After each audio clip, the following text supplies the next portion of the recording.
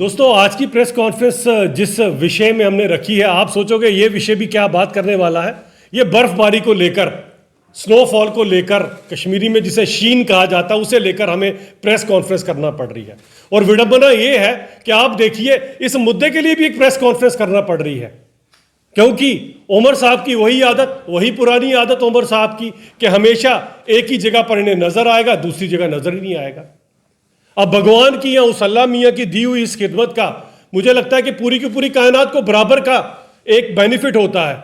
और भगवान या खुदा या अल्लाह मियाँ कभी भी किसी पे कोई, मुझे लगता नहीं है कोई पक्षपात करते हैं। जितनी बर्फबारी जम्मू में हो रही है उतनी ही कश्मीर में हो रही है, लेकिन जो दायित्व एक सरकार को निभाना चाहिए वो दायित्व उनका डाउटफुल है। आपके सामने देख लीजिए, कश्मीर में चले, जहां जरूरत है जरूर करना चाहिए उन लोगों के लिए। इस बर्फबारी से उनको किस तरह, इस मौके पर उन लोगों की कैसी मदद करनी चाहिए। लेकिन मेरे जम्मू का खित्ता बहुत बड़ा खित्ता है उमर साहब, और ये वो खित्ता है जिसे आप कहते हैं यहां से भी अलग कर दो, वहां से भी अलग कर दो। जो आप अलग करने लगे रहते हैं, इन लोगों की कभी सुध-बुध तो ले लो। आपको क्या लगता है कि गुलमर्ग और उसके एरिया के अकॉर्डिंग और उनके आगे पीछे की जगहों में ही बर्फ गिरती है, बाकी इलाकों में बर्फबारी नहीं होती? बाकी लोगों को इस बर्फ के कारण प्रॉब्लम नहीं आ रही है? क्या उमर साहब आपको नहीं लगता कि पुंछ, रजौरी, मेंढर, बुद्धल, बकोरी, थन्ना मंडी, इन सब ऊपर के एरियाज में, बीजी केजी के एरियाज में लोगों को सेम उतनी ही बर्फबारी की परेशानियों से जूझना पड़ रहा है? क्या आपको नहीं लगता रामबन, बनहाल, जहां से आपने वोट लिए हैं लोगों से, वहां के लोगों को भी इसी प्रॉब्लम्स को फेस करना पड़ रहा है? क्या आपको नहीं लगता कि पत्नी टॉप, सनासर, नथा टॉप के जैसे एरियाज में, ये भी तो जम्मू के पर्यटक स्थल हैं, यहां पर भी तो टूरिस्ट पहुंच सकता है माता वैष्णो देवी का। क्या इनकी स्नो क्लियरेंस कराना आपकी सरकार का दायित्व नहीं है? या आपकी वही मानसिकता है कि मैं जहां जाऊंगा कश्मीर की बात करूंगा, जम्मू वाले जाएं भाड़ में? ये कौन सी मानसिकता है आपकी? क्या आपको भद्रवाह, किश्तवाड़ और भद्रवाह जैसी जगहों में भी टूरिज्म नहीं दिखाई देगा? ना उनको इस बर्फ से मैंने निजात दिलानी है, ये कभी दिखाई देगा? उमर साहब, ये बड़े दुख की बात है कि आपका सारे का सारी प्रणाली, सारे का सारा प्रशासन चंद कश्मीर के लोगों को लेकर बड़ा संजीदा है, लेकिन मेरे जम्मू के, डोडा, किश्तवाड़ की मैंने बात की, रामबन, बनाल की बात कर रहा हूं, रजौरी, पुंछ की बात कर रहा हूं, अपने बनी की भी बात करूंगा मैं, सरथल और बाकी के इलाकों के अंदर, लोहाई मलार के इलाके सारे के सारे, मशेडी के ऊपर के इलाके सारे के सारे, इन इलाकों में भी उतनी बर्फबारी हो रही है। इन लोगों को भी वही प्रॉब्लम है जो एक आम इंसान को फेस करना पड़ रही है। इन लोगों के बारे में आपने क्या सोचा उमर साहब? मैं आपसे यह पूछना चाहता हूं, इन लोगों की तरफ आपकी कोई सुध-बुध नहीं है? जम्मू की अनदेखी पर बरसी बीजेपी, नेशनल कॉन्फ्रेंस सरकार पर लगाया क्षेत्रीय भेदभाव का आरोप। जो बनी से आता है वो भी आप ही के साथ मिला हुआ है, उसको भी कोई फिक्र नहीं। जम्मू कश्मीर की राजनीति में क्षेत्रीय भेदभाव को लेकर एक बार फिर तलवारें खिंच गई हैं। जम्मू स्थित बीजेपी मुख्यालय में एक संयुक्त प्रेस वार्ता को संबोधित करते हुए पार्टी प्रवक्ता डॉक्टर अभिजीत सिंह जसरोतिया और डॉक्टर हरिदत्त शिशु ने नेशनल कॉन्फ्रेंस सरकार पर तीखा हमला बोला है।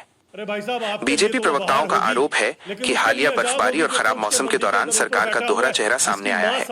जहां एक तरफ कश्मीर घाटी पर पूरा ध्यान केंद्रित किया गया, वहीं जम्मू संभाग को उसके हाल पर छोड़ दिया गया।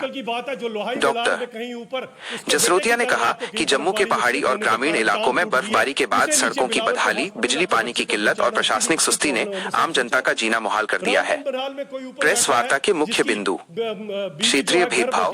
बीजेपी का आरोप है कि एनसी सरकार की नीतियां शुरू से ही जम्मू विरोधी रही हैं। प्रशासनिक विफलता, ट्रैफिक अव्यवस्था और बुनियादी सुविधाओं की कमी को सरकार की नाकामी बताया गया। समान व्यवहार की मांग।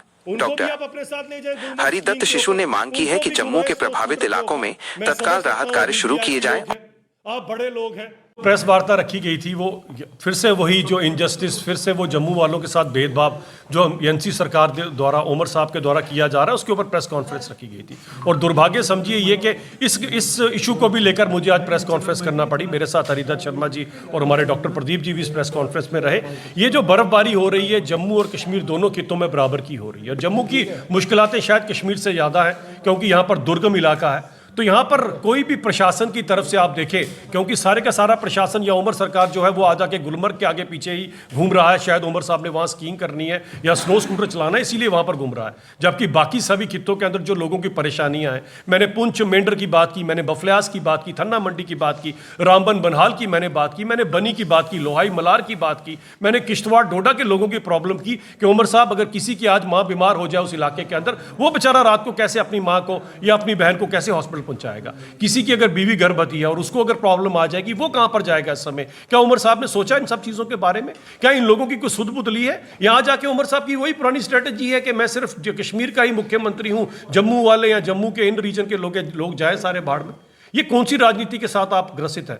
मैं ये कहना चाहता हूं कि इन सब लोगों की भी सुध बुध लें और ये सोचिए कि अगर इस इशू के ऊपर भी भारतीय जनता पार्टी को आज प्रेस कॉन्फ्रेंस करना पड़ रही है तो इसका मतलब क्या है उमर साहब? इसका मतलब वही है कि आपको आ जाके गुलमर्ग के रिजॉर्ट और ये इलाके दिखाई देंगे। सभी लोगों को उतनी परेशानी, इनकी परेशानियों का निवारण करें, सियासत छोड़ें इन सब चीजों के।